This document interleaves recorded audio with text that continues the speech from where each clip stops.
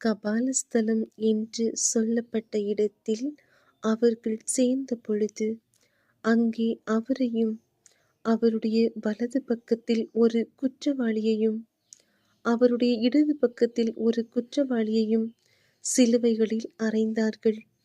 லூக்கா 23ஆம் அதிகாரம் வசனங்கள் 28 முதல் 33 வரை. இயேசு அவர்கள் முகமாய் திரும்பி, எருசலேமின் குமாரத்திகளே, நீங்கள் எனக்காக அழாமல் உங்களுக்காகவும் உங்கள் பிள்ளைகளுக்காகவும் அழுங்கள்.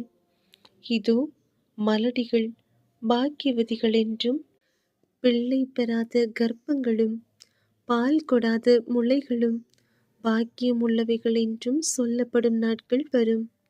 அப்பொழுது மலைகளை நோக்கி எங்கள் மேல் விழுங்கள் என்றும், குன்றுகளை நோக்கி எங்களை மறைத்து கொள்ளுங்கள் என்றும் சொல்லத் தொடங்குவார்கள். பச்சை மரத்துக்கு இவைகளை செய்தால் பட்ட மரத்துக்கு என்ன செய்ய மாட்டார்கள் என்றார். குற்றவாளிகளாகிய வேறு 2 பேரும் அவரோடே கூட கொலை செய்யப்படுவதற்கு கொண்டு போகப்பட்டார்கள். கபாலஸ்தலம் என்று சொல்லப்பட்ட இடத்தில் அவர்கள் சேர்ந்த பொழுது, அங்கே அவரையும் அவருடைய வலது பக்கத்தில் ஒரு குற்றவாளியையும் அவருடைய இடது பக்கத்தில் ஒரு குற்றவாளியையும் சிலுவைகளில் அறைந்தார்கள்.